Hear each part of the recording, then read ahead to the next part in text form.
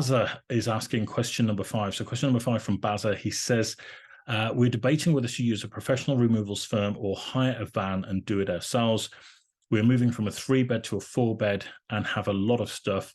Are we being a bit naive in thinking that me, my wife, and our 14-year-old son can do this on our own? My wife can't do any heavy lifting, so it would be me and my son. Is it best to hire a firm? Okay, well, great question there, Bazza. And it kind of reflects on recent experiences. I don't know whether you perhaps tuned into one of our previous episodes, but I'd actually moved house, and for some bizarre reason, only known to my other personalities, did I decide to actually do this move myself. It put myself in a very similar position to what you're talking about, Bazza. And I decided to pack up the contents of what it was effectively.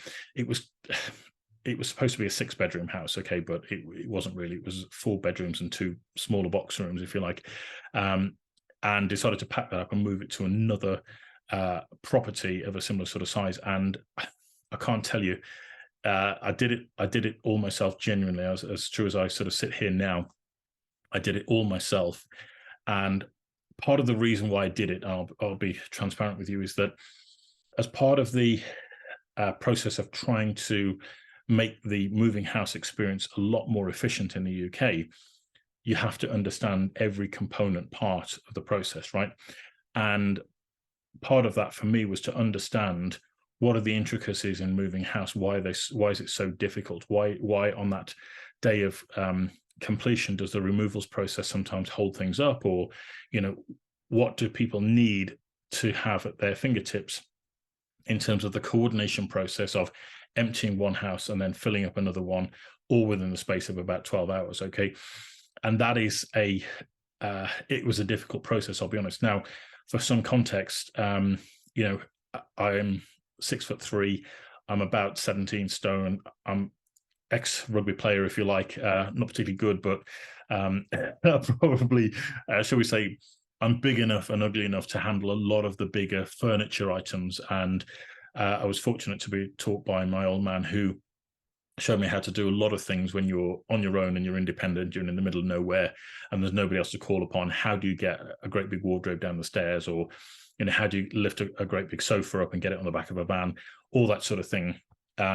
Reasonably fit and able enough to do that sort of thing. And I'll be honest with you, I wouldn't recommend anybody else to do that themselves.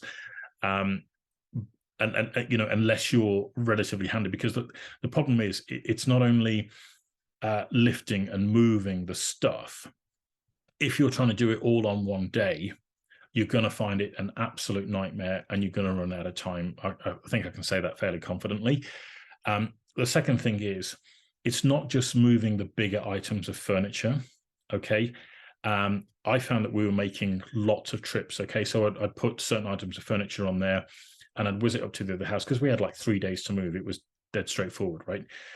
And that sort of back and forth process took the pressure off me and allowed me to fill up the van with, half the stuff or whatever it was. I didn't need to pack it particularly tightly in order to get it on the van, ship it up to the next address, unload it, and then start again, right? And if you're trying to do this all on one day with 3 of you, you're going to run out of time. It's going to be a nightmare trying to pack everything as tightly into the van as you can do when compared to a professional removals company. And it's not just the bigger items of furniture like the sofas or the beds or the wardrobes or the boxes of stuff. It's what we found the most annoying and frustrating was all the other niggly bits of, trinkets or other stuff, or the smaller boxes, or, you've got most of the stuff in the boxes, but there's the essentials that you need, or there's this and there's that. And all of that bit took almost as long as the entire move. Okay. So I would be cautious about trying to do it yourself, is I suppose what I'm trying to say. Pay away the pain, because the last thing you want, and this was the other thing that was running through my mind when I was doing this move, is that if I injure myself in that move, let's say I pick up the first box and my back goes, for example, then, all of a sudden the move can't go ahead, right? Because the person who's doing all the moving can't actually move. And that's the beauty of paying away the pain, if you like, and getting a removals firm in, professional people who are used to doing this, who can do that. Yeah, you're going to pay a cost, but that's the whole point, right? Because the other thing is, of course, you don't want to damage your furniture, which is a high likelihood if you've never moved it before. But secondly, you also don't want to damage the property that you're moving out of or the one that you're moving into.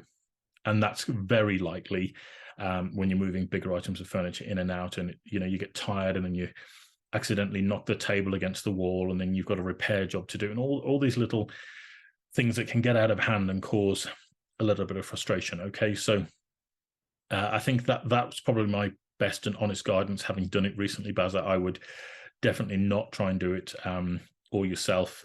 But maybe if you're like me and you're you're a questionable mental sanity for whatever reason, then maybe that's something you might want to go ahead with. But yeah, I would definitely look to pay away the pain. And I remember doing this when we emptied a house once, and I employed this team of guys. We just wanted to empty the house to do a refurb on it, and they came in to empty the furniture out, and this guy turned up, and he was actually training to be a boxer or some boxing match or something. This guy was so fit. Honestly, he never stopped running. He would run into the house, pick something up, run down the stairs, run into the back of the van, load it, run back in, and he didn't stop for like 4 hours. And I was just like, how is this guy actually doing this? But he did it really, really well. He did a fantastic job. No problems whatsoever, and I just think I can't compete with that, But I will give you the contrast of once we've moved into this new house, that the good lady ordered a couple of small wardrobes that we needed for some extra storage, and we had them delivered. There was two guys who were not dissimilar size to me, and I said, "Oh, would you mind just bringing them upstairs, lads?" And we've got this very gentle staircase in the new house, and they went upstairs with these wardrobes, and God, they were puffing and panting and this, that, and the other. And I thought, you know what, I daren't tell them I've just moved all of this furniture in this house on my own, and these guys are struggling with these two little wardrobes up the stairs. But it's each to their own, isn't it, really? I suppose it's I'm sure they'd move furniture all day long, so they were probably tired and all the rest of it. So I'll let that be their excuse, and probably shouldn't blow my own trumpet, as it were. But yeah, I think the other thing to point out is that I did actually end up with pins and needles in my left hand for about 2 weeks, I think, after I'd done it. So whether there was some nerve or something trapped in my back, I'm not quite sure. But yeah, probably not the best thing to do, really, is what I'm trying to say. So good luck with that one, Bazza. If you need any help with removals firms or anything like that, reach out to me, let me know. More than happy to point you in the right direction for a couple of referrals on that. But wishing you the best of luck with the move. Hope it all goes well. All right. So that's the end of today's webinar, guys. Thank you so much indeed for tuning in.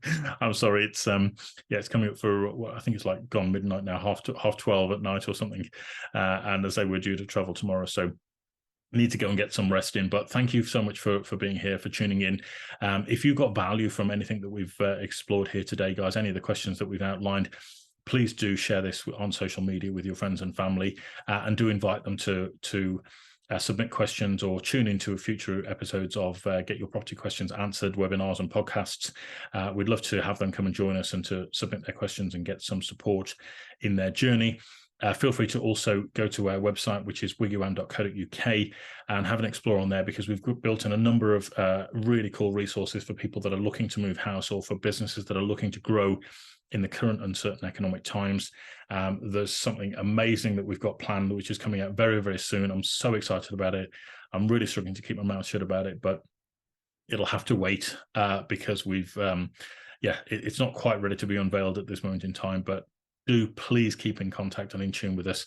If you like the idea of making money from helping other people and putting valuable products and services out into the marketplace, then we'd love to hear from you as well, because we can do some amazing things together. So thanks again for tuning in. Any questions or comments or feedback that you'd like to send through to us, you can send that through to happytohelp@wiggywam.co.uk. That's happytohelp@wiggywam.co.uk.